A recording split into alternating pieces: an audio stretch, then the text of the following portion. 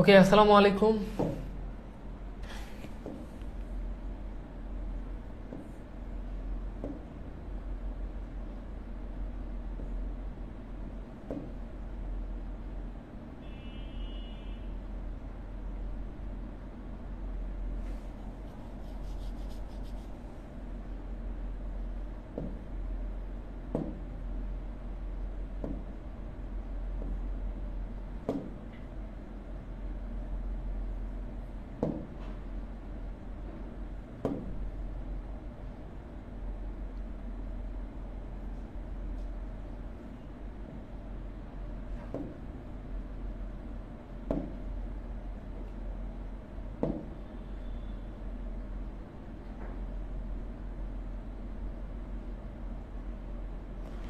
ওকে, so কেমন আছো তোমরা? আশা করি ভালো আছো।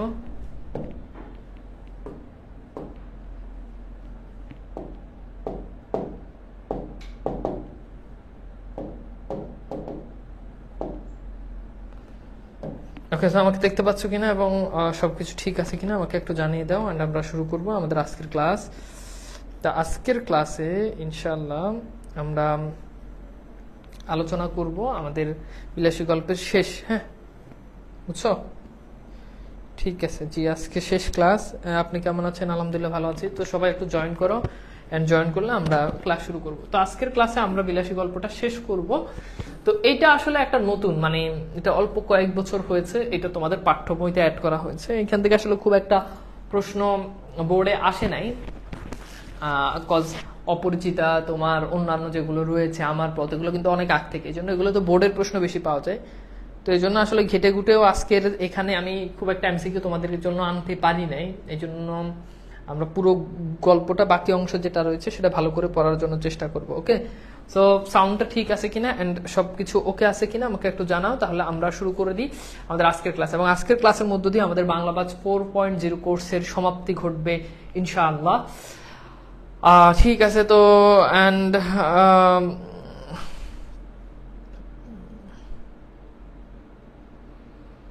ওকে, তো আমরা তাহলে শুরু করব।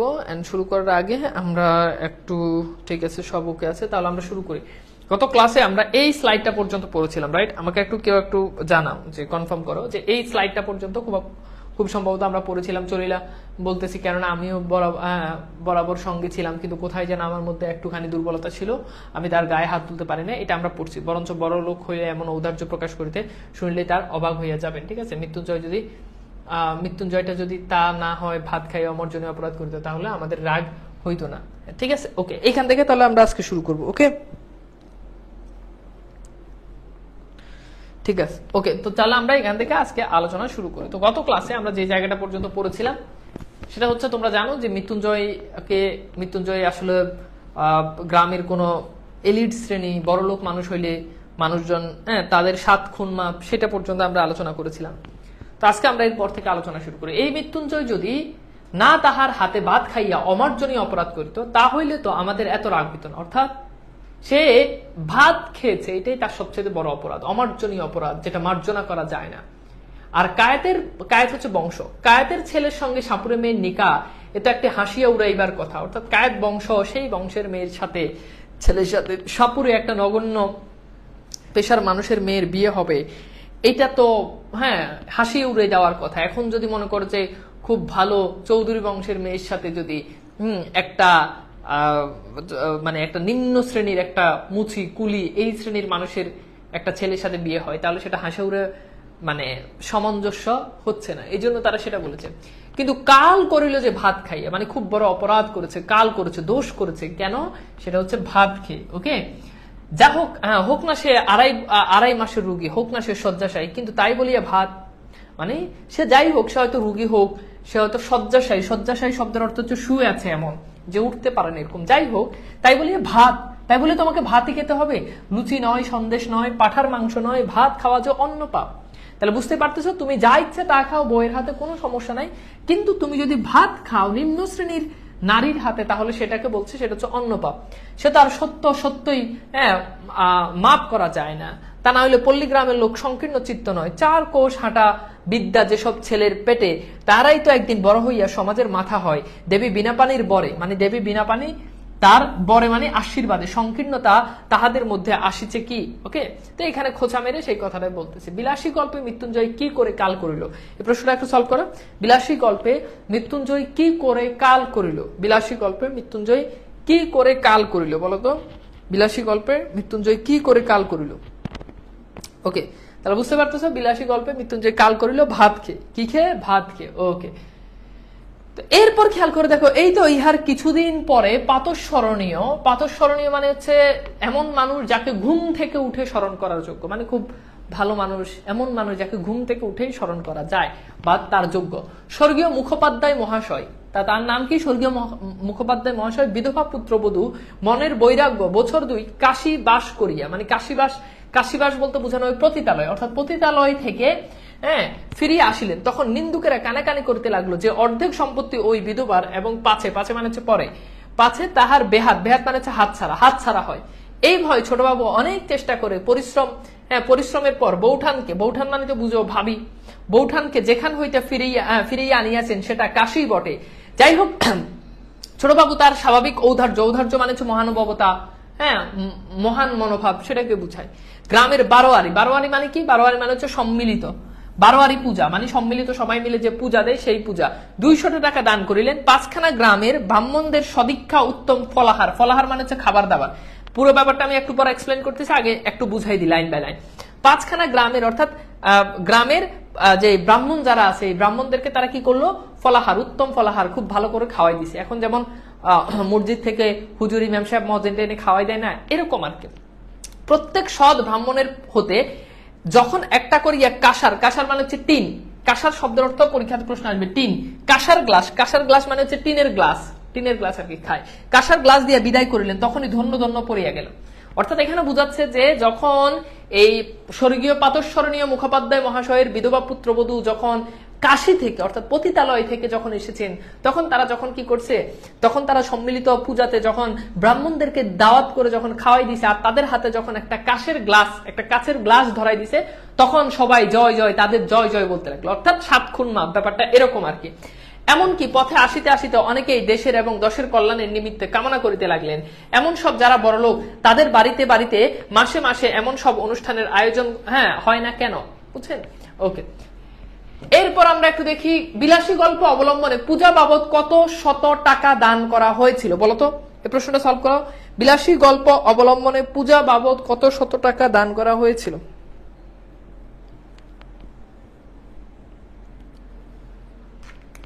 উত্তর কি হবে?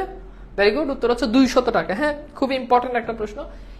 কিন্তু যাক, মহত্বের কাহিনী আমাদের অনেক আছে। মহত্ব মানে তো বুঝতে পারতেছে, আমাদের এরকম ভালো ভালো কাহিনী, উত্তম ঘটনা অনেক আছে। যোগে যোগে সঞ্চিত হইয়া প্রায় প্রত্যেক পল্লীবাসীর ধারে স্তূপাকার হইয়া উঠেছে। মানে যোগে যোগে আমাদের এত মহত্বের কাহিনী, সেটা সঞ্চিত হয়ে, সেটা একত্রিত হয়ে একটা স্তূপ হয়ে গেছে। এই দক্ষিণবঙ্গের অনেক পল্লীতে অনেক দিন ঘুরিয়া গৌরব করিবার মতো অনেক বড় বড় ব্যাপার প্রত্যক্ষ করেছি। তাহলে এখানে যেই বঙ্গে, অর্থাৎ দক্ষিণবঙ্গের কথা বলা হচ্ছে, অর্থাৎ বুঝতে পারতেছে ভারতবর্ষে। এখানে লেখক অনেকদিন ঘুরে, ন্যাড়া অনেকদিন ঘুরে ঘুরে বলতেছেন। ন্যাড়া মূলত আসলে এখানে লেখকই, বুঝতে পারছো? ন্যাড়া মূলত এখানে লেখকই। ওকে, আচ্ছা, দুটোই হয়, কাশীবাস। ওকে, তো এরপর দেখি চরিত্রেই বলো, ধর্মেই বলো, সমাজেই বলো, আর বিদ্যাতেই বলো, শিক্ষা একেবারে পুরো হইয়া আছে। এখন শুধু ইংরেজরা কষিয়া মানে ইচ্ছা মতো, খুব মানে একদম নিজের ইচ্ছা মিটায় কষিয়া গালিগালাজ করিতে পারলে দেশটা উদ্ধার হইয়া যায়। অর্থাৎ আমাদের শিক্ষা দীক্ষা চরিত্র সবকিছু আছে। এখন আমাদের কাজ হচ্ছে খালি ইংরেজদেরকে গালাগালি করা। বাঙালি সারা বছর ইংরেজদেরকে গালাগালি করে, তাই না? করে না? আচ্ছা, সেটা সিরাজউদ্দৌলা নাটকে আমরা পড়েছি। বৎসর খানে গত হইয়াছে, মানে বৎসর খানে গত হইয়াছে, গত মানে চলে গেছে, এরকম। মশার কামড় আর সহ্য করতে না পারিয়া সবে মাত্র সন্ন্যাসীগিরিতে ইস্তফা দিয়া ঘরে ফিরিয়াছে, মানে সন্ন্যাসীগিরি শেষ করে ঘরে ফিরেছে। একদিন দুপুর ক্রোশ 2 দূরে মালোপাড়া মানে হচ্ছে ওই যে সাপুরেরা যেখানে বাস করে, মালোপাড়ার ভিতর দিয়ে যাইতেছি। হঠাৎ দেখি একটা কুটির মানে হচ্ছে ঘর, একটা কুটিরের দ্বার মানে হচ্ছে কি কিনারা বা দরজা, একটা কুটিরের দ্বারে বসিয়া মৃত্যুঞ্জয়, তার মাথায় গেরুড়া রঙের পাগড়ি, অর্থাৎ তার মাথার ভিতরে গেরুয়া রঙের একটা পাগড়ি ছিল, বড় বড় দাড়ি চুল, গলায় রুদ্রাক্ষর, পুঁতির মালা, অর্থাৎ ওই যে সাপুরেরা গলাতে যেগুলো দেয় পুঁথি টুতির মালা দেয় এগুলো। কে বলিবে আমাদের সেই মৃত্যুঞ্জয়, কায়াস্থের ছেলে, 1 বছরের মধ্যে জাত দিয়া একেবারে পুরোদস্তুর সাপুর হইয়া গেছে। অর্থাৎ সাপুরেদের যে বেশভূষ, তোমরা দেখবে সাপুরেরা গলার মধ্যে পুঁথি পরে, মাথায় পাগড়ি পরে, এই টাইপের। অর্থাৎ তাকে দেখে বোঝা যাচ্ছে না যে সে আসলে কায়স্থ পরিবারের এই ছেলে। যখন নেরা মালোপাড়ার ভিতর দিয়ে একবার যাচ্ছে তখন সে এই মৃত্যুঞ্জয়কে লক্ষ্য করলো যে একেবারে সে জবরদস্ত সাপুরে হয়ে গেল। তো এই প্রশ্নটা একটু সলভ করে, নেরা মৃত্যুঞ্জয়কে কুটিরের কোথায় বসে থাকতে দেখেছিলেন? তো এই প্রশ্নগুলো কিন্তু পরীক্ষাতে খুবই গুরুত্বপূর্ণ। হ্যাঁ, খুবই খুবই খুবই গুরুত্বপূর্ণ এই প্রশ্নগুলো। সো তোমরা একটু সলভ করো। আমি কিন্তু এমসিকিউ গুলো খুব সময় নিয়ে তোমাদের জন্য অ্যাড করেছি। সো অবশ্যই এমসিকিউ গুলো, এই এমসিকিউ গুলোই দেখবা যে মানে বোর্ডে প্রশ্ন আসে। হ্যাঁ, আচ্ছা, এরপর দেখো মানুষ কত শীঘ্রই যে 14 পুরুষের জাতটা বিসর্জন দিয়া আরেকটা জাত হইয়া উঠিতে পারে, সে এক আশ্চর্য ব্যাপার। অর্থাৎ তারা বলতেছে নিজের জাত বাদ দিয়া আরেক জাতের মানুষ কি করতে পারে, গ্রহণ করতে পারে। আর সেই যে মানুষ যে গ্রহণ করে সেটা একমাত্র নারীর কারণে মানুষ নিজের জাতও পরিবর্তন করে। আমি আমার লাইফে অনেক ঘটনা দেখেছি, একটা মেয়েকে পছন্দ করতো, একটা মেয়েকে পছন্দ করে মেয়েকে ভালোবেসে সে দেখা যাচ্ছে নিজে মুসলমান কিন্তু সে হিন্দু ধর্ম গ্রহণ করে ফেলছে। তার হিন্দু ধর্ম গ্রহণ করার পেছনে একটাই কারণ যে সে এই মেয়েকে বিয়ে করবে। অথবা এমনও অনেক দেখছি যে মেয়েটা ছেলেটাকে অনেক পছন্দ করে, ছেলেটা মুসলিম, মেয়েটা ছেলেটাকে বিয়ে করে ফেলছে। এখন সে যে আসলে বিয়ে করছে সে অন্য ধর্ম, মানে হিন্দু থেকে মুসলমান হয়ে গেছে কিংবা মুসলমান থেকে হিন্দু হয়ে গেছে। এই সমস্ত কেসগুলো তো অধিকাংশ ক্ষেত্রে দেখা যায় সে কিন্তু আসলে অন্য ধর্ম সম্পর্কে, বা সে ইসলাম ধর্মে আসছে কিংবা হিন্দু ধর্মে গেছে, ওই ধর্ম সম্পর্কে অ্যানালাইসিস করে সে গেছে এরকম না, ওই যে ওই ধর্মে গেলে তাকে পাওয়া যাবে এরকম। তো এখানে সেটাই বলছে যে মানুষের 14 পুরুষ বলতে বোঝানো হচ্ছে নিজের দাদা, দাদার বাপ, দাদা, এদের জাতটাকে বিসর্জন দিয়ে মানুষ কত সহজে অন্য জাত গ্রহণ করে, এটা নেরার কাছে খুবই আশ্চর্যজনক মনে হয়েছে, তাই না? এটা খুবই সিম্পল। তো যেটা বলছিলাম যে এই ধরনের ঘটনাগুলো হয় সচরাচর কি এই নারীটার রিলেটেড, তাই না? তো আমার একটা হচ্ছে হ্যাঁ, ওকে, তো এগুলো খুবই সিম্পল, এগুলো হয় এমন ওরকম অনেক তোমরা দেখবে যে ছেলে মেয়েদের, ছেলে ভালো কিন্তু এক মেয়ের সাথে প্রেম করে নিজেই কি হয়েছে, ধ্বংস হয়ে গেছে, আছে না এরকম? তো এরকম আমার একটা স্টুডেন্ট ছিল, হচ্ছে তোমার ছেলে ভালো হাফেজ, ছেলে টিকটকের মেয়ের সাথে প্রেম করে ছেলে এখন হাফেজ ছেলে টিকটক ভিডিও বানায়, বুঝো নাই? তো এরকম অনেক ঘটনা আছে। ব্রাহ্মণের ছেলে, দেখো এরপর বলছে ব্রাহ্মণের ছেলে মেথরানি বিবাহ করিয়া মেথর হইয়া গেছে।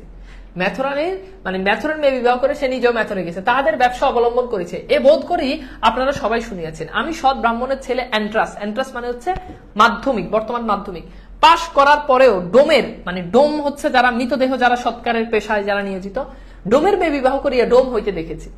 ওকে, এখন সে দুছুনি মানে হচ্ছে চাল ধোয়ার যে বাঁশের যে ঝুড়ি, চাল ধোয় বাঁশের ঝুড়ি দিয়ে, তোমরা নিশ্চয়ই এটা দেখেছো এটা। হ্যাঁ, এই কুলো বুনিয়া বিক্রি করে। এরপর দেখো শুয়ার চড়ায়, এবং তার কাজ কি, সে ডোমের মেয়ে বিয়ে করে সে এই যে এগুলো কাছে যে বাঁশের ঝুড়ি এগুলো বিক্রি করে, আর হচ্ছে শুয়োর চড়ায়, শুকুর আছে শুকুর চড়ায়। ভালো কায়স্থ সন্তানকে কসাইয়ের মেয়ে বিয়ে করে, কসাই মানে বুঝো যারা হচ্ছে গরু জবাই করে, হ্যাঁ তাদেরকে বলা হয় কসাই। তো ভালো কায়স্থ সন্তানকে কসাইয়ের মেয়ে বিবাহ করিয়া কসাই হইয়া যাইতেও দেখিয়াছি। অর্থাৎ ভালো তারা কি করছে যে কসাইয়ের মেয়ে বিয়ে করে সে নিজেও কি হয়েছে, কসাই হয়ে গেছে। আজ সহস্তে গরু কাটিয়া বিক্রি করে, তাহাকে দেখিয়া কাহার সদ্য হয় কোন কালে কসাই ভিন্ন আর কিছু ছিল। অর্থাৎ তাকে দেখে মনে হয় যে সে জন্মগতভাবে সে কসাই, এরকম তাকে মনে হয়। বুঝতে পারছো? তার মানে এই যে এই ঘটনাগুলো থেকে কি বুঝতে পারছো যে আসলে এই জন্য হচ্ছে যে মানুষ যার ওই যে বলে না যে সঙ্গ দোষে লোহা বাসে, এরকম। আর সেটা যদি হয় মেয়ে কিংবা সেটা যদি হয় বিপরীত লিঙ্গ, তাহলে তো কোনো কথাই নাই। এই জন্য দেখবা যে মানুষ বিয়ে করার সময় বলে যে মেয়ের বংশ কি, হ্যাঁ মেয়ের বংশ কি, নাইলে দেখা যাবে প্রেম করছো। এখনকার ছেলে মেয়েরা তো প্রেম করে, কিন্তু প্রেম করে ছেলের মেয়ের বাপ কি করে, মেয়ের কি আছে, মেয়ের সাথে তার সাথে যাবে কিনা এগুলো দেখে না। খালি মেয়ে দেখতে সুন্দর, মেয়ে দেখতে মাশাআল্লাহ, মেয়ে ফেসবুকে ভালো ভালো ছবি দেয়, এটা দেখার পর। কিন্তু এরপর যদি দেখে যে মেয়ের বাপ কসাই, তাহলে তোর জীবনে তুইও কি করতে হইব, গরু কাটতে হইব। যদি দেখো যে মেয়ের বাপ মেথর, তাহলে তোরও সারা জীবন সেই পরিষ্কার করার কাজই করতে হবে, বুঝছো? মেথরের কাজে তোমাকে করতে হবে। কথা কি বোঝা গেছে? তো এই জন্য কখনো ভাবিও না যে তুমি প্রেম করে, তুমি বিয়ে করে তুমি মেয়েকে পরিবর্তন করবা। নারী পরিবর্তন হওয়ার জিনিস না, বরং এমন দেখবা যে নারী তোমাকে পরিবর্তন করে দিছে। কথা কি বুঝাইতে পারছি? মেয়েকে পরিবর্তন করা যাবে না। তুমি হয়তো ভাবতেছ সে তো আমার কথা শুনে না, সে তো ইয়ে করে না, হ্যাঁ তার সাথে আরো কয়েক বছর ফ্রি হলে, প্রেম করলে, বিয়ে করলে হয়ে যাবে, হবে না। সে তোমার পরিবর্তন করে দেবে। ওই যে বলছি না, আমার এক স্টুডেন্ট, ছেলে ভালো, ঢাকা ইউনিভার্সিটি চান্স পেয়েছে, হাফেজ ছেলে, প্রেম করে এক টিকটকের মেয়ের সাথে প্রেম করছে, গত 2.5 বছর আগের ঘটনা, বেশি দিন হয় নাই। টিকটকের মেয়ের সাথে প্রেম করা, সে এখন নাচে টিকটকে, এও নাচে, বুঝছো, চাকি চাকি গান দিয়ে এখন দুইজনে নাচে। এগুলা আবার ফেসবুকে আবার দেয়, তো এগুলো আবার আমার সামনে আবার আসে, আমি আবার দেখি। তো তাকে দেখে ছেলের এখন এমন ঘেট আপ, এমন সেট আপ, তাকে দেখে মনে হয় যে সে জীবনে জন্মগতভাবে সে টিকটক চালায়, জন্মগতভাবে সে ভালো ডান্সার। এগুলো এই যে এখানে লেখক খুব সুন্দর করে জিনিসগুলোকে তুলে ধরেছেন। কিন্তু সকলেরই ওই একই হেতু, দেখছো, ওই সকলেরই ওই একই হেতু। হেতু মানে হচ্ছে কারণ, সবার ওই একই কারণ। কারণ কি? নারী। কারণ কি? কারণ হচ্ছে নারী। কথা কি বুঝছো? যদি এখানে খারাপ, কিন্তু নারীর অনেকগুলো ভালো দিক আছে। এই জন্য বলা হয় নারী ধ্বংস, নারী শ্রেষ্ঠ। এখন ব্যাপারটা হচ্ছে তুমি কোন নারীতে হাত দিচ্ছ সেটার উপর ডিপেন্ড করে। এক নারীতে হাত দিলে সেখান থেকে সোনা ফলাবে, আরেক নারীতে হাত দিলে হাত ধ্বংস হয়ে যাবে। এখন তুমি কোন জায়গাতে হাত দিচ্ছ সেটার উপর ডিপেন্ড করে। কথা কি বুঝাইতে পারছি? আচ্ছা, এরপর খেয়াল করো, আমার তাই তো মনে হয় এমনই করি এত সহজে পুরুষরা যাহারে টানিয়া নামাইতে পারে, তাহাদের কি এমনই অবলীলায়, অবলীলায় মানে হচ্ছে খুব সহজে, অবলীলায় তাহাদের ঠেলিয়া উপরে উঠতে পারে না। অর্থাৎ বলতেছে, খুব গুরুত্বপূর্ণ একটা লাইন বলছে, যেই নারীরা এত পুরুষকে এত অবলীলায় নিচের দিকে নামাই দিতে পারে, সেই নারীরা কি চাইলে পুরুষদেরকে উপর দিকে উঠে দিতে পারে না? পারে। লেখকের কথাটা বুঝছো, যে যেই নারী পুরুষকে এত তাড়াতাড়ি নিচে নামাই দিতে পারে, জাত বিসর্জন করতে পারে, সেই নারী কি পারে না পুরুষকে উপরের দিকে উঠে দিতে? 100% পারে। পারে না? পারে। এখন প্রবলেম আছে, প্রবলেমটা হচ্ছে সেই প্রসেসে যেতে হবে, সেই নারী কেমন সেটার উপর ডিপেন্ড করে। কথা কি বুঝছো? কথা কি বুঝছো? আমার কাছে এরকম আসছে যে একবার, যে ভাইয়া আমি হচ্ছে আমাদের কোচিং এ, আমি এক ইয়েতে পড়াতাম, মিরপুরে পড়াতাম। তো সেখানে কোচিং এ আলাদা গ্রুপ স্টাডি করার জন্য বলাবে না, আলাদা রুম ছিল। এই পাশে ক্লাস হতো, এই পাশে একটা রুম ছিল গ্রুপ স্টাডি করার জন্য। তো আমি মাঝে মধ্যে দেখি ছেলে মেয়েরা গ্রুপ স্টাডি করতে। তো আমি যাওয়ার পর আমি বলছি যে এরকম ছেলে মেয়ে একসাথে গ্রুপ স্টাডি করা যাবে না, চলবে না। তো এক ছেলে আমার কাছে আসছে, ভাইয়া আমি তার আরেক পার্টনার, আরেক মেয়েকে, পার্টনার বলতে তার সঙ্গী মেয়েকে নিয়ে আসছে, যে ভাই আমরা দুজন, আমাদের ভিতরে খুব ভালো আন্ডারস্ট্যান্ডিং, আমরা একজন আরেকজনকে বুঝিয়ে দিব, আমরা গ্রুপ স্টাডি করবো যদি ভাই আপনি অনুমতি দেন। হ্যাঁ, আপনি তো অনুমতি দেন নাই, এখানে গ্রুপ স্টাডি ছেলেদের সাথে নাকি করা যায়, ছেলেদের সাথে করতে হতো। তাই আমি বলছি তুই কি আসলে গ্রুপ স্টাডি করবি? পরে জি ভাইয়া। আমি বলছি যদি গ্রুপ স্টাডি কর তাহলে সমস্যা নেই, কিন্তু সমস্যা হচ্ছে তোরা তো গ্রুপ স্টাডি করবি না, তারা তো কি করবি না, গ্রুপ স্টাডি করবি না, তো অন্য স্টাডি তখন দেখা যায় যে কি হয়ে যায়, শুরু হয়ে যায়। তো এই জন্য বলছে যে এখন তুমি গ্রুপ স্টাডি করার জন্য যাইতেছো, ভালো জিনিস, কিন্তু সেই গ্রুপ স্টাডি যে আসলে কোন স্টাডিতে মোড় নেয় সেটা তো তুমি জানো না, সেটা তুমি ভাবও নাই হয়তো। আচ্ছা, এরপর দেখো, যে পল্লী গ্রামের পুরুষদের সুখ্যাতি আজ পঞ্চমুখ হয়ে উঠিয়াছে, গৌরবটা কি একাই শুধু তাদের? অর্থাৎ এই যে পুরুষরা এত এত তাদের সুখ্যাতি, এত এত খ্যাতি, এই খ্যাতির পিছনে বলতেছে যে নারীরও হাত আছে, বুঝছো? আচ্ছা, এরপর খেয়াল করে দেখো, আমরা একটু দেখি। এরপর বলছে শুধু নিজেদের জোরেই এত দ্রুত নিচের দিকে নামিয়াছে আনন্দ, হ্যাঁ অন্দরের, অন্তর মানে হচ্ছে ভিতর দিক হইতে কি এতটুকু উৎসাহ, এতটুকু সাহায্য আসে না? অর্থাৎ ভেতর থেকে, অর্থাৎ নারী ঘর থেকে নারী কি তাদেরকে কি দেয় না, উৎসাহ দেয় নাই? এই জন্য নারী তোমাকে উৎসাহ দিতে পারে, মোটিভেট করতে পারে, আবার ডিমোটিভেটও করতে পারে। কিন্তু থাক, ঝোঁকের মাথায় হয়তো বা অনধিকার চর্চা করিয়া বসিব, কিন্তু আমার মুশকিল হইয়াছে এই যে আমি কোনো মতে ভুলিতে পারি না দেশের 90 জন নরনারী ওই পল্লী গ্রামেই মানুষ, এবং সেজন্য কিছু আমার করা চাই।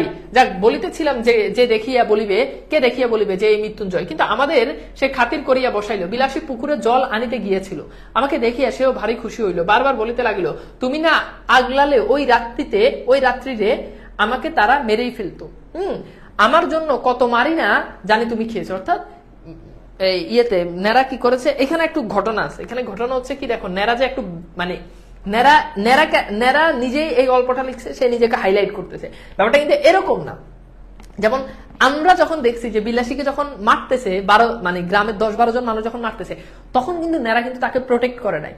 নেরা বলছে যে আমি তাকে ধরি নাই, মানে আমি তাকে মারতে পারি নাই, কিন্তু এইটা কোনোভাবে বলে নাই যে সে এটা কি করছে, তাদেরকে প্রোটেক্ট করছে, এটা বলে নাই। কিন্তু নেরা এখন আবার এখানে যখন লিখতে গিয়ে বলতেছে, তখন দেখো নিজেরে, অনেক মানুষ আছে না যে নিজেরে খুব হ্যাঁ, সে কিন্তু কোনো উপকারে আসে না, কিন্তু পরবর্তীতে কাজ যখন সলভ হয়ে যায় কিছুদিন পরে সে এমনটা ভাব নেয় যে সে অনেক বড় উপকার করে ফেলছে তোমার।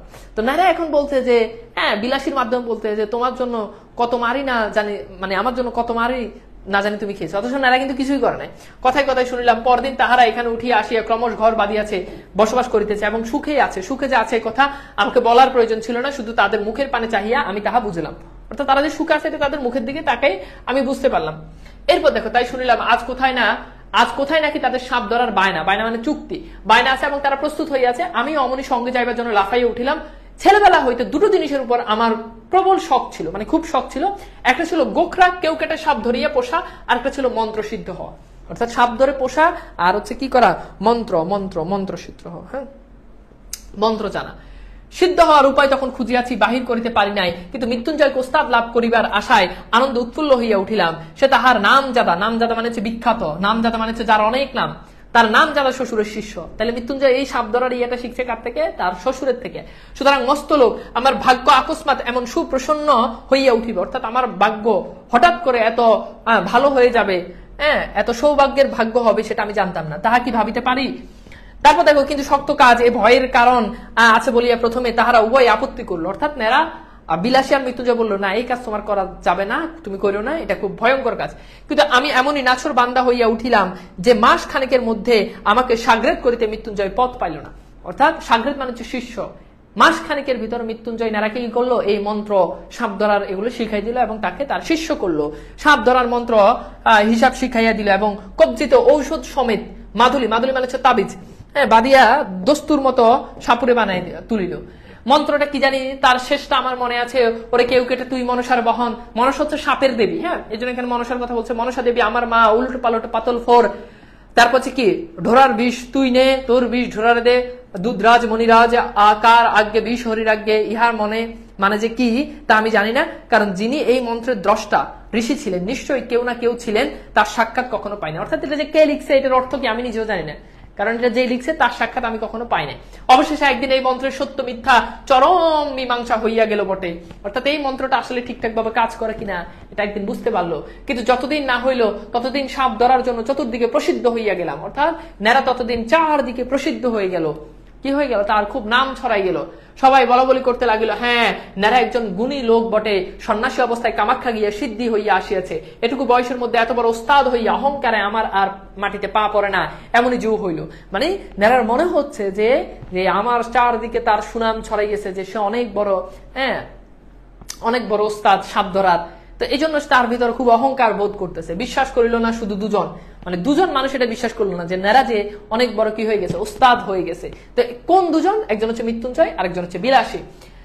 আমার গুরু যে সে তো ভালো মন্দের কোনো কথাই বলিত না, কিন্তু বিলাসী মাঝে মধ্যে মুখ টিপিয়া হাসিয়ে বলিত, ঠাকুর এসব ভয়ঙ্কর জানোয়ার, একটু সাবধানে নাড়াচাড়া করো। বস্তুত 20 দাঁত ভাঙা সাপের মুখ হইতে বিষ বাহির করা প্রভৃতি কাজগুলো এমনই অবহেলার সহিত করিতে শুরু করেছিলাম যে সব মনে পড়িলে আমার আজও গা কাঁপে। অর্থাৎ তখন খুব হেলাফেলা করে এই সাপের মুখ থেকে 20 দাঁত বের করতে, এই কাজগুলো খুব অবলীলায় তারা করে ফেলতো, যেটা নেরা বলতেছে এখনো আমার মনে হলো আমার ভয় বুক কেঁপে উঠে। এটার কথা বলছে। আসল কথা হইতেছে এই যে সাপ ধরাও কঠিন নয়, এবং সাপ 2-4 দিন হাড়িতে পুরিয়া রাখার পর তাহার 20 দাঁত ভাঙা হোক আর নাই হোক কিছুতে কামড়াতে চায় না। অর্থাৎ সাপ তুমি যদি ধরে কি করো, সাপ ধরে যদি হাড়ির মধ্যে যদি ঢুকাই রাখো, তাহলে হাড়ির মধ্যে ঢুকাই রাখলে 2-4 দিন রাখার পরে সেটা যাই হোক, ওই সাপ আর কখনোই কাউকে কামড়ায় না। তো অনেকে মনে করে যে সাপ কেন কামড়ায় না, তো বলছে সাপকে যদি তুমি হাড়ির মধ্যে 2-4 দিন ধরে আটকে রাখো, সে আর এমনিতেই কামড়াবে না। এখন এইটা আবার তুমি আবার প্র্যাকটিক্যালি প্র্যাকটিস করতে যাইও না। আমি 2022 সালে যখন পড়াচ্ছি তখন এক ছেলে এই জিনিসটা প্র্যাকটিস করার জন্য সে 2 দিন একটা হাড়ির ভিতরে সে একটা সাপ ধরে সে রেখে দিছে, হ্যাঁ, জিনাই দেওয়া বাড়ি সাপ ধরে রেখে দিয়ে আমাকে বলো যে ভাই আসলে সাপটা কামড়াচ্ছে না। তো আমি বললাম যে তুমি এই প্র্যাকটিস কেন করতে গেছো? বলছে ভাই আপনি যে পড়াইছেন আমি পড়া থেকে বুঝছি, তো গ্রামে সাপ ধরে ও ইয়ে করছে, এটা কইরো না, কাজ করতে পারে নাও করতে পারে, বুঝছো? তো ও তো গ্রামের ছেলে, ওর সাপটা আগের হয়তো ধরার অভিজ্ঞতা ছিল কিংবা এই জন্য এটা প্র্যাকটিস করছে, এটা করা যাবে না। হ্যাঁ, আচ্ছা, এরপর দেখো চক্র মানে হচ্ছে ফনা, এরকম ফনা চক্র তুলিয়া কামড়াইবার ভান করে, ভয় দেখায় কিন্তু কামড়ায় না। এরকম ধরে রাখলে সে কি করে না, আর কামড়ায় না। নেরা সম্পর্কে সবাই কি বলিতে লাগলো, প্রশ্নটা সলভ করো। দাদা আপনাকে পাঞ্জাবি গিফট করতে চাচ্ছিলাম, কিন্তু আপনি তো কোর্স শেষ করে ফেলেছেন। ওমা, সমস্যা কি? কোর্স শেষ করে ফেলছি তো পাঞ্জাবি গিফট করো, সমস্যা কি? কোর্সের সাথে পাঞ্জাবি গিফটের সমস্যা কি? ওকে, তো এটা হচ্ছে কি, ন্যাড়া একজন গুণী লোক বটে, অর্থাৎ উত্তর হচ্ছে খ। মাঝে মধ্যে আমার গুরু শিষ্যের সহিত বিলাসী তর্ক করতো, অর্থাৎ গুরু শিষ্যের সাথে বিলাসী তর্ক করতো। সাপুরেদের সবচাইতে লাভের ব্যবসা হইতেছে শিকড় বিক্রি করা। এখান থেকে পরীক্ষাতে প্রশ্ন আছে যে সাপুরেদের সবচাইতে লাভের ব্যবসা কি? শিকড় বিক্রি করা। ওরা দেখবা যে বিভিন্ন সময় শিকড় বিক্রি করে, যে এই শিকড় যদি আপনার ঘরের কোণে রাখেন আপনার ঘরে আর জীবনে সাপ ঢুকবে না, এরকম যা দেখাই তার সাপ লাফাইতে পথ পায় না। হ্যাঁ, কিন্তু তার পূর্বে সামান্য একটু কাজ করিতে হইতো, অর্থাৎ ওই যে সাপটাকে যখন ধরে তখন ওই সাপটাকে শিকড় দেখাইলে দেখা যায় সাপ লাভ দিয়ে চলে যায়, কিন্তু এটার পূর্বে একটা কাজ করতো, যে সাপটাকে শিকড় দেখায় লাফাইবে তার মুখে একটা শিকড় পুরাইয়া বার কয়েক ছেঁকা দিতে হয়। অর্থাৎ একটা সাপের মুখে তুমি যদি লোহা দিয়ে যদি ছেঁক দাও, গরম করে যদি সাপের মুখে যদি ছেঁক দাও, তাহলে সাপ লোহা দেখুক কাঠি দেখুক যাই দেখুক, সাপ আর কখনোই কি করে না, সাপ ভয় পায়। এটাই বলছে এখানে। তারপরে তাহাকে শিকড় দেখা হোক আর কাঠি দেখানো হোক, সে যে কোথায় পালাইবে ভাবিয়া পায় না। এই কাজটার বিরুদ্ধে বিলাসী ভয়ানক আপত্তি করিয়া মৃত্যুঞ্জয়কে বলিত, দেখো এমনই করিয়া মানুষ ঠকাইও না। মৃত্যুঞ্জয় কহিত, সবাই করে তাতে দোষ কি? বিলাসী বলিত, করুক গে, আমাদের তো খাবার ভাবনা নাই। অর্থাৎ আমরা তো, অন্যরা হয়তো খাওয়ার জন্য করে, কিন্তু আমাদের তো খাবার ব্যবস্থা আছে, তাহলে আমরা কেন সেই কাজটা করব? আমরা কেন মিছে মিছে লোক ঠকাইতে যাই? অর্থাৎ আমরা কেন লোক ঠকাবো? মৃত্যুঞ্জয় বলিল, এরা যে একটা এসে, এখানে একটু ইয়ে হয়েছে, এখানে একটু ইয়েতে স্লাইড মিস্টেক, আমি একটু বইতে ধরি। হ্যাঁ, তোমরা একটু, ঠিক আছে, আমি একটু বইতে ধরি, দেন তোমরা বইতে একটু ধরো। এখানে এটা একটু স্লাইডে আসে নাই, এটা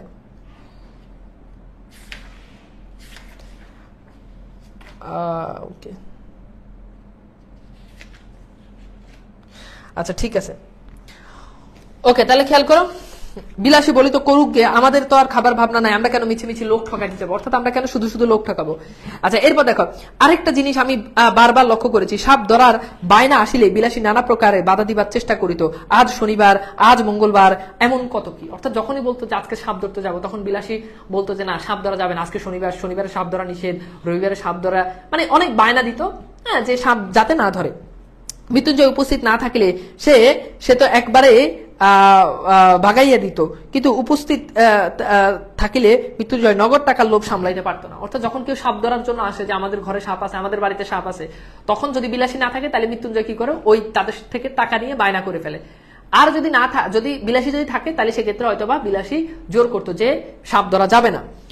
আর আমার তো এরকম নেশার মতো হইয়া দাঁড়াইয়াছে, নানা প্রকারে তাহাকে উত্তেজিত করে চেষ্টাতে ত্রুটি করিলাম না। অর্থাৎ মৃত্যুঞ্জয় এটা একেবারে নেশার মতো হয়ে গেছে সাপ ধরাটা। বস্তুত ইহার মধ্যে মজা ছাড়া যে কোথায় ছিল এ আমার মনে স্থান পাইতো না। মানে এইটার মধ্যে সে মজা পাইতো, এখানে যে ভয় আছে এটা মৃত্যুঞ্জয়ের কখনো মনে হইতো না। কিন্তু পাপের দণ্ড একদিন আমাকে ভালো করিয়াই দিতে হইলো। এই যে পাপ কাজ করতেছে, এইটার শাস্তি মৃত্যুঞ্জয় একদিন পেয়েছে। সেদিন ক্রোশ দেরেক দূরে এক গোয়ালা মানে হচ্ছে যারা গরু পালে, দুধ বিক্রি করে, গোয়ালার বাড়িতে সাপ ধরতে গিয়াছি। বিলাসী বরাবরই সঙ্গে যাইতো, আজও সঙ্গে ছিল। হ্যাঁ, তারপর হচ্ছে কি, মেটে ঘরের মাঝে, মেটে মানে হচ্ছে মাটির ঘর, মেটে ঘরের মাঝে খানিকটা খুঁড়িয়া একটা গর্তের চিহ্ন পাওয়া গেল। আমরা কেউই লক্ষ্য করি না, কিন্তু বিলাসী সাপুরে মেয়ে সে হেড হইয়া কয়েক টুকরা কাগজ তুলিয়া লইয়া আমাকে বলিল, ঠাকুর একটু সাবধানে ঘোরো। এখান থেকে একটা জিনিস মনে রাখবা, বিলাসী মৃত্যুঞ্জয়কে, বিলাসী ন্যাড়াকে কি বলে সম্বোধন করতো? উত্তর হচ্ছে ঠাকুর। বিলাসী ন্যাড়াকে কি বলে সম্বোধন করতো? উত্তর হচ্ছে ঠাকুর। আচ্ছা, সাপ একটা নয়, এক জোড়া তো আছে বটে, হয়তোবা বেশি থাকিতে পারে। তো বিলাসী বলতে যে সাপ একটা না, এক জোড়া, অর্থাৎ দুইটা সাপ আছে, কিংবা দুইটা থেকে আরো বেশিও থাকতে পারে। মৃত্যুঞ্জয় বলিল, এরা যে হ্যাঁ একটাই এসে ঢুকেছে। মৃত্যুঞ্জয় এই যে এখান থেকে, হ্যাঁ এখান থেকে আবার আমাদের স্লাইডে আছে, এরপর খেয়াল করে দেখো। আচ্ছা, এরপর দেখো, খেয়াল করো, এরপর বলছে মৃত্যুঞ্জয় বলিল, এরা যে বলে একটাই এসে ঢুকেছে, একটাই দেখতে পাওয়া গেছে। বিলাসী কাগজ দেখাইয়া কইল, দেখছো না বাসা করেছিল। মৃত্যুঞ্জয় কহিল, কাগজ তো ইঁদুরও আনতে পারো। অর্থাৎ ওই যে খোরার আগে যে কাগজ, ওই সাপের গর্তের কাছে কাগজ পাওয়া গেছে। তো মৃত্যুঞ্জয় বলতেছে যে এই কাগজ তো ইঁদুরও আনতে পারে। বিলাসী কহিল, দুই হতে পারে, কিন্তু দুটো আছে আমি বলছি। অর্থাৎ দুটোই হতে পারে, কিন্তু আমি বলতেছি দুইটা আছে। বাস্তবিক বিলাসীর কথা ফলিল মানে হচ্ছে বিলাসীর কথা বাস্তবে হলো সেটা, এবং মর্মান্তিক ভাবে সেদিন ফলিল। মিনিট দশকের মধ্যে একটা প্রকাণ্ড মানে হচ্ছে বড়, প্রকাণ্ড শব্দের অর্থ কি? বড়। একটা প্রকাণ্ড খরিশ গোখরা ধরিয়া ফেলিয়া মৃত্যুঞ্জয় আমার হাতে দিল, কিন্তু সেটাকে ঝাঁপির মধ্যে পুরিয়া ফিরতে মৃত্যুঞ্জয় উ করিয়া নিঃশ্বাস ফেলিয়া বাইরে আসিয়া দাঁড়াইল। অর্থাৎ যখন মৃত্যুঞ্জয় একটা সাপ কার হাতে দিল? একটা সাপ নেড়ার হাতে দিল, কিন্তু একটা সাপ নেড়ার হাতে দেওয়ার পরপরই মৃত্যুঞ্জয়কে আরেকটা সাপ কামড় দিছে। তখন মৃত্যুঞ্জয় উ করিয়া সাউন্ড করেছে, তাহার হাতের উল্টো পিঠ দিয়া ঝরঝর করিতে রক্ত পড়িতেছে। তাকে সাপে কামড় দিয়েছে এবং সেখানে কি হয়েছে? রক্ত পড়তেছে। প্রথমটা সবাই যেন হতবুদ্ধ হইয়া গেলাম, কারণ সাপ ধরিতে গেলে সে পালাইবার জন্য ব্যাকুল না হইয়া বরঞ্চ গর্ত হইতে এক হাত মুখ বাহির করিয়া ধ্বংসন করে। অর্থাৎ এই প্রথমবার দেখছে যেখানে সাপ ধরতে গেলে সাপটা কি করবে? ভয় পালাই যাবে, সেটা না করে সেই সাপ কি করলো? তাকে উল্টা কামড় দিল। এমন অভাবনীয় ব্যাপার জীবনে আর একটি মাত্র দেখিয়াছি। পরক্ষণে বিলাসী চিৎকার করিয়া ছুটিয়া গিয়া আঁচল দিয়ে তার হাত বাঁধিয়া ফেলিল এবং যত রকমের শিকড় বাকড় সে সঙ্গে আনিয়েছে সমস্তই তাহাকে চিবাইতে দিল। মৃত্যুঞ্জয় নিজের মাধুলি তো ছিলই, তাহার উপরে আমার মাধুলিটা খুলিয়া তার হাতে বাঁধিয়া দিলাম। অর্থাৎ নেড়ার যে তাবিজ ছিল সেটাও মৃত্যুঞ্জয়ের হাতে তুলে দিল, তুলে দিল, তাতে করে বিষটা যাতে কমে যায়। আশা বিষ ইহার ঊর্ধ্বে, আশা করি বিষ ইহার ঊর্ধ্বে আর উঠিবে না। এবং আমরাই সেই বিষ হরির আগে মন্ত্রটা 17,000 বার, এখানে খুব সম্ভবত 17,000 বার হবে, একটু দেখো না, 17,000 বার আবৃত্তি করিতে লাগিলাম। চতুর্দিকে ভিড় জমিয়া গেল এবং অঞ্চলের মধ্যে যত গুণী ব্যক্তি আছে সকলে খবর দিবার জন্য দিকে দিকে লোক ছুটিল। বিলাসীর বাবাকেও সংবাদ দেওয়ার জন্য লোক গেল, বিলাসীর বাবাকে সংবাদ দেওয়ার জন্য গেল। এবং আরো যত সাপ মানে যারা সাপ ধরে তাদেরকে কি করা হলো? খবর দেওয়া হলো। আচ্ছা, এরপর খেয়াল করো, আমার মন্ত্র পড়ার আর বিরাম নাই। অর্থাৎ ক্রমাগত মন্ত্র পড়তে আছে, কিন্তু ঠিক সুবিধা হইতেছে বলে মনে হইল না। অর্থাৎ মৃত্যুঞ্জয়ের অবস্থা স্বাভাবিক হচ্ছে না। তথাপি আবৃত্তি সমভাবে চলিতে লাগলো। কিন্তু মিনিট 15-20 পরে মৃত্যুঞ্জয় একবার বমি করিয়া দিল। তখন বিলাসী মাটির উপরে একবার আচার খাইয়া পড়িল।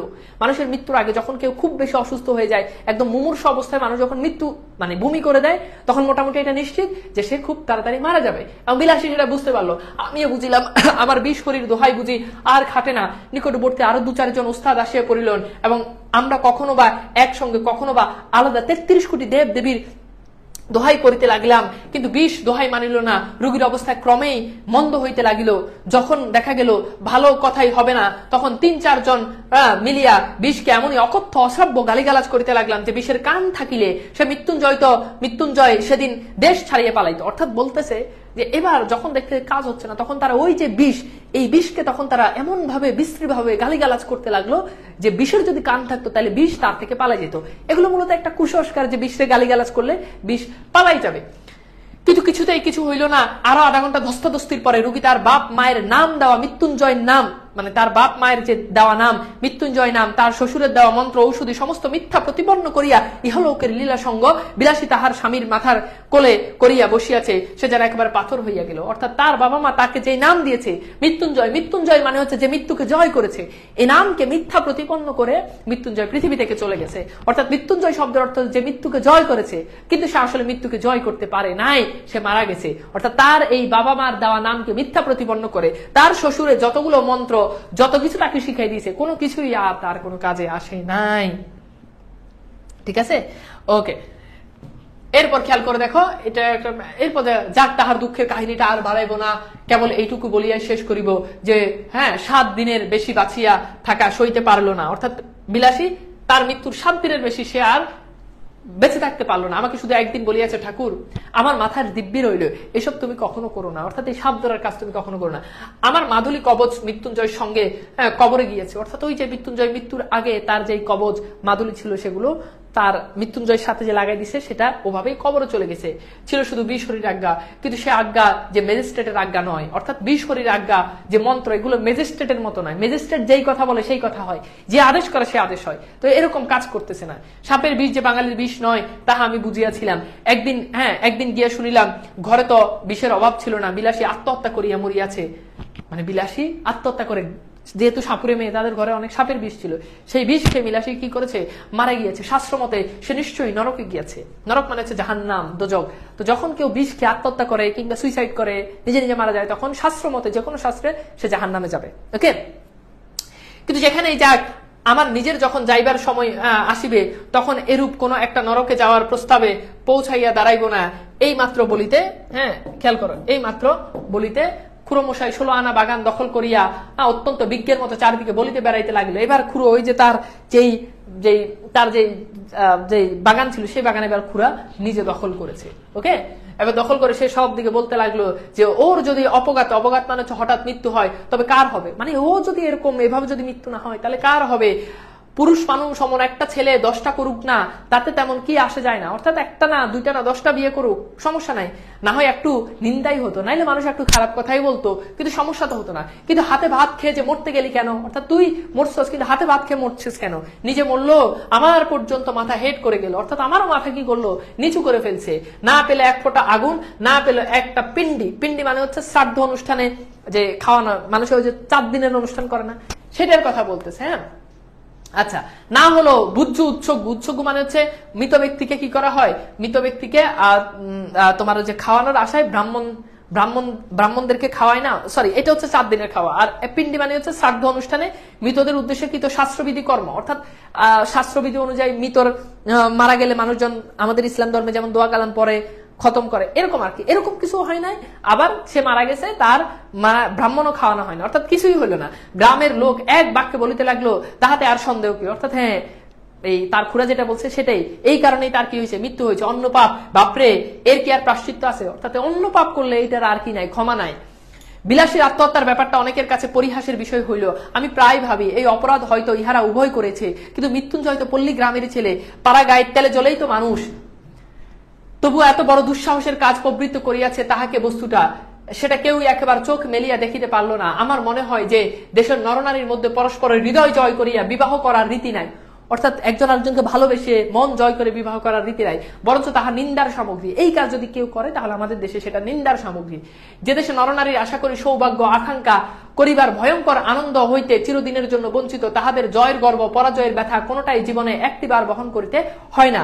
যাহাদের ভুল করিবার দুঃখ আর ভুল না করিবার আত্মপ্রসাদ কিছুই বালাই নাই, যাহাদের প্রাচীন ও বহুদর্শী বিজ্ঞ সমাজ সর্বপ্রকার হাঙ্গামা হইতে অত্যন্ত সাবধানে দেশের লোকের তফাৎ করিয়া আজীবন কেবল ভালোটি হইয়া থাকিবে, ভালোটি থাকিবার ব্যবস্থা করিয়া দিয়েছে। তাই বিবাহ ব্যাপারটা যাহাদের শুধু নিছক চুক্তি, মানে কন্ট্রাক্ট মানে হচ্ছে কি চুক্তি, তা যতই কেননা বৈদিক মন্ত্র দিয়া ডকুমেন্ট পাকা করা হোক, অর্থাৎ দলিল করা হোক, সেদেশের লোকের সাধ্যই নাই মৃত্যুঞ্জয়ের অন্য পাপের কারণ বোঝা। বিলাসীকে যাহারা পরিহাস করেছে তাহারা সকলেই সাধু গৃহস্থ এবং সাধ্বী গৃহিণী, এটাই বলছে এখানে।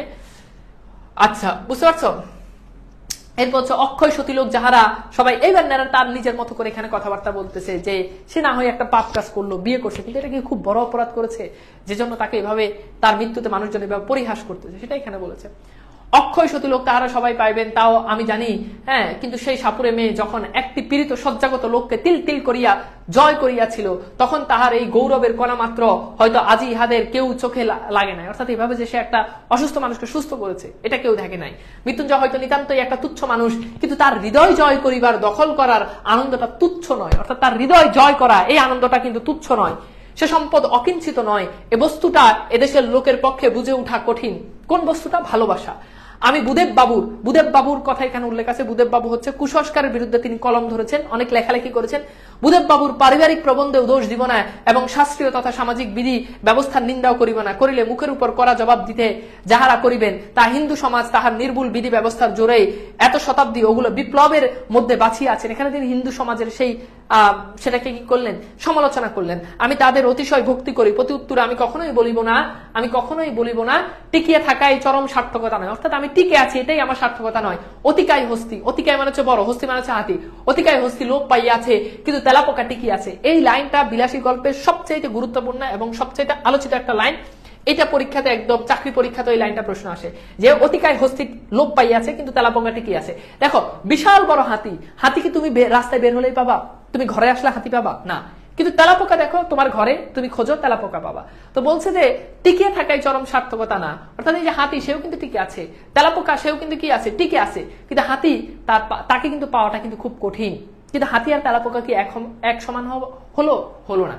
আমি শুধু এই বলিব যে বড় লোকের নন্দ গোলাপটির মতো দিবারাত্রির চোখে চোখে এবং কোলে কোলে রাখিলে যে বেশটি থাকিবে তাহাতে কোনো সন্দেহ নাই, কিন্তু একেবারে তেলাপোকার মতো বাঁচিয়ে রাখাচ্ছে একটা কোল হইতে নামাইয়া আরো 5-6 জন মানুষের 2-1 পা হাঁটিতে দিলেও প্রায়শ্চিত্ত করার মতো পাপ হয় নাই। ওকে, সো তোমরা কি বুঝতে পারছো এই যে ব্যাপারটা, পুরো ব্যাপারটাকে তোমরা কি বুঝছো? আমাকে একটু বলো তো তোমরা কি বুঝছো? আমরা একটা উদ্দীপক দেখি। হ্যাঁ, আমরা একটা উদ্দীপক দেখি। তোমরা কি বুঝতে পারছো পুরো গল্পটা? এখন যদি সৃজনশীল আছে তোমরা কি পারবা না? আমাকে বলো তো।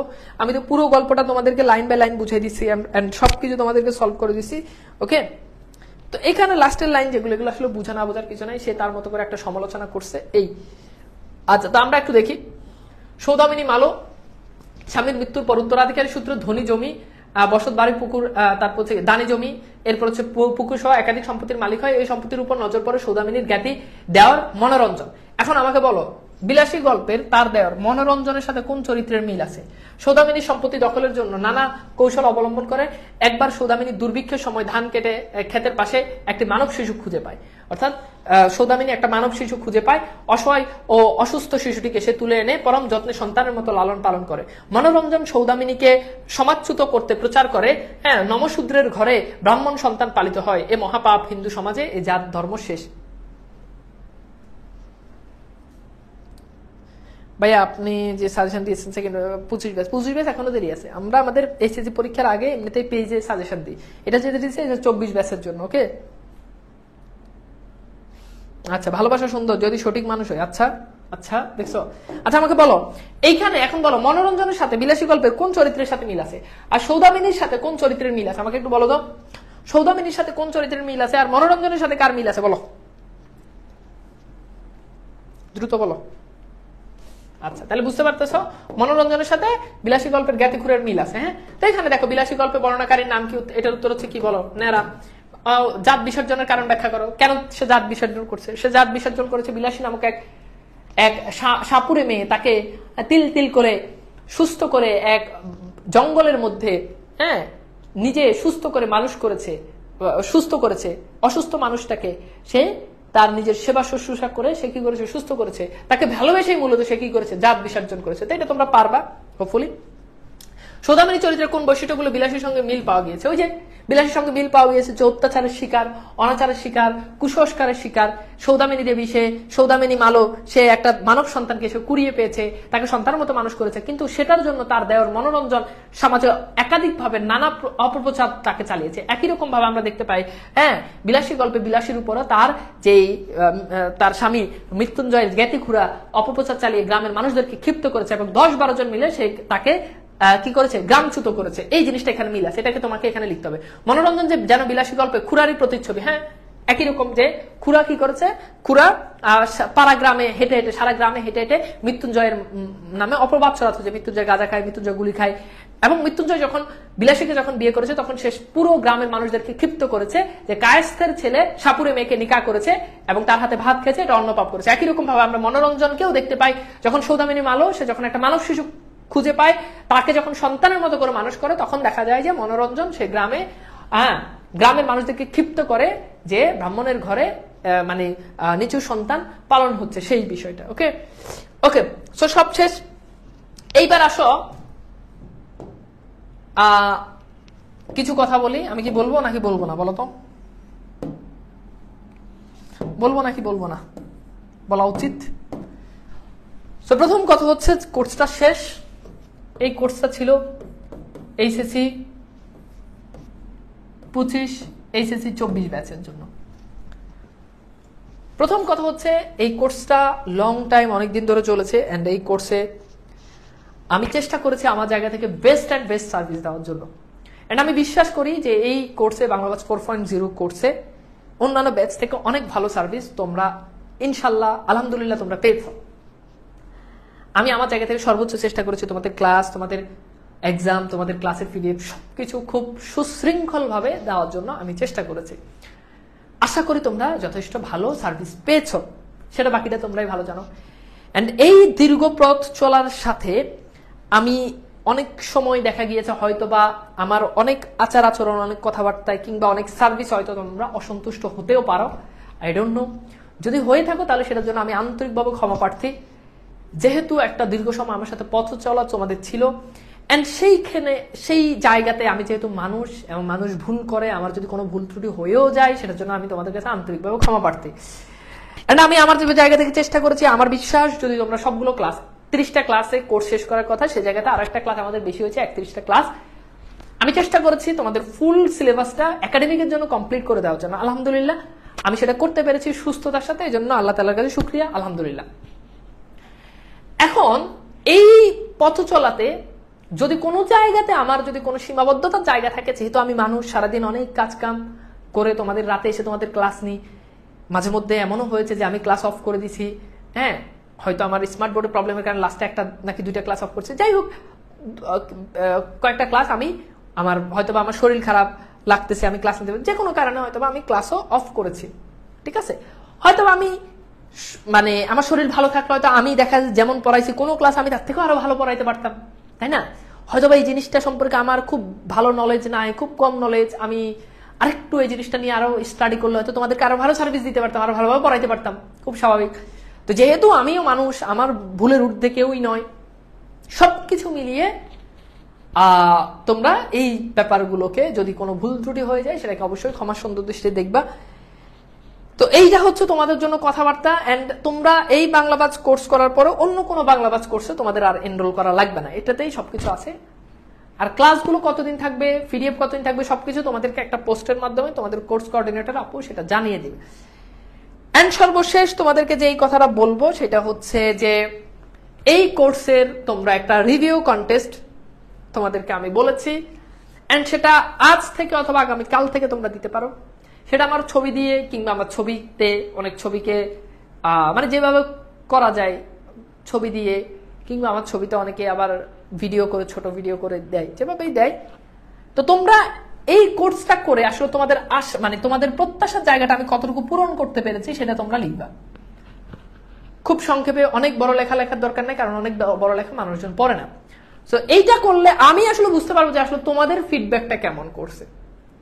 এন্ড আমাদের নতুন করে যারা আমাদের কোর্সে তারাও বুঝবে যে আসলে বাংলাবাজ কোর্সের একটা রেপুটেড কোর্স, এখানে যে আসলে ভালো সার্ভিস পাওয়া যায় বা খারাপ সার্ভিস হয় এইটা সম্পর্কে তারা একটা আইডিয়া পাবে, এবং পরবর্তী কোর্সগুলোতে তারা যুক্ত হতে ভালো হবে।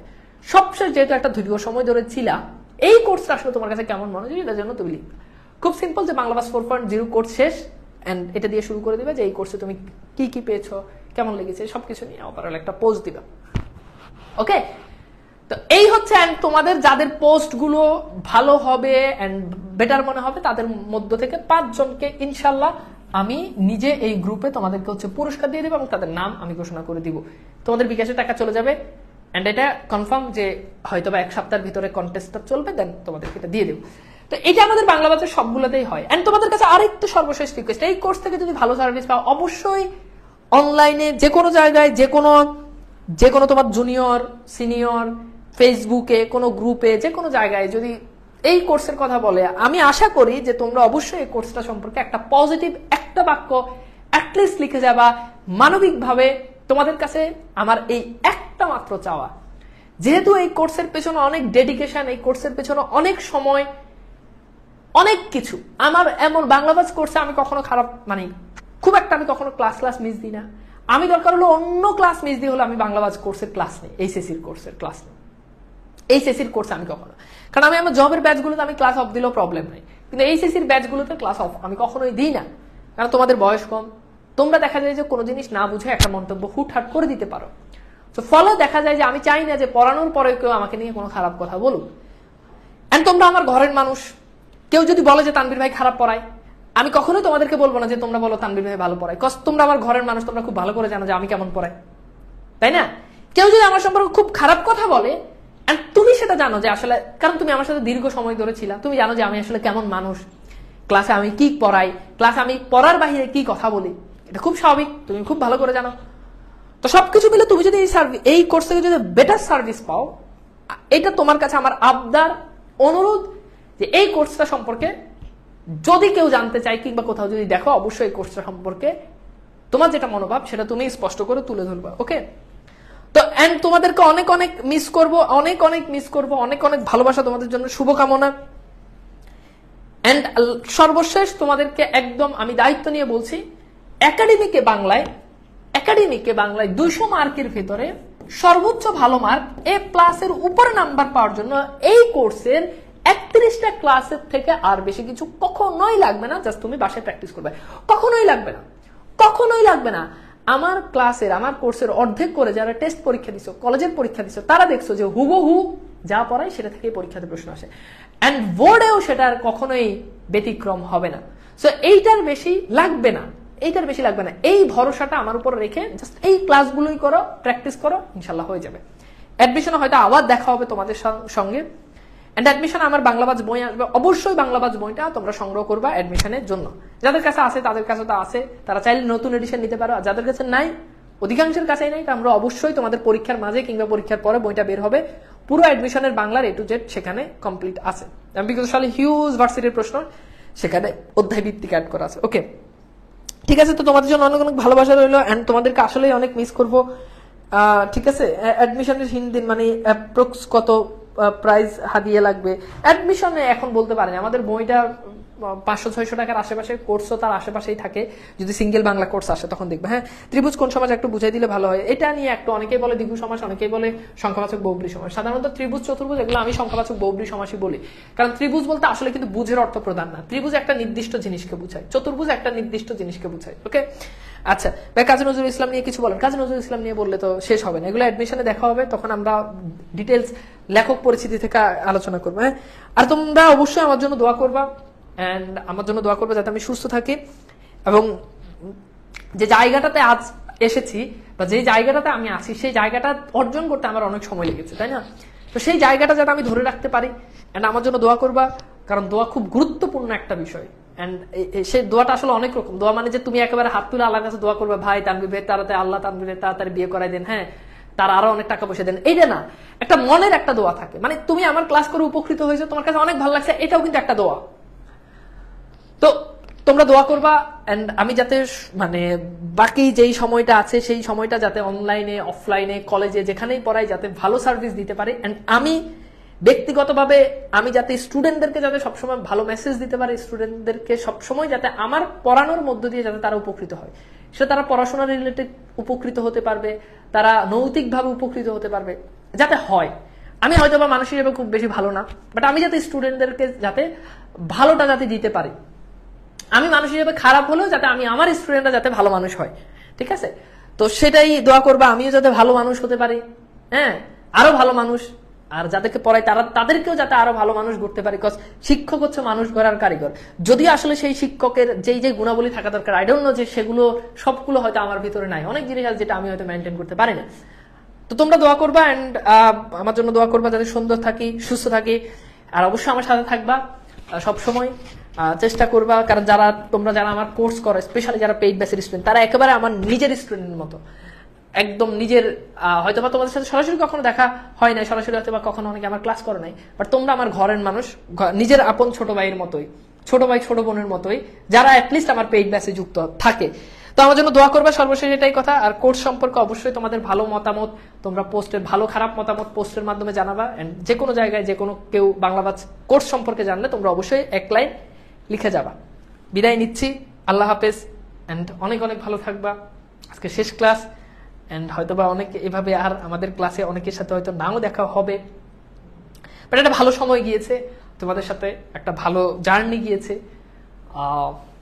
অনেকের এই জার্নিতে অনেকেই যুক্ত ছিল প্রথম দিক থেকে, অনেকে হয়তোবা শেষ পর্যন্ত যুক্ত থাকতে পারেনি, বাট অনেকেই থেকেছ।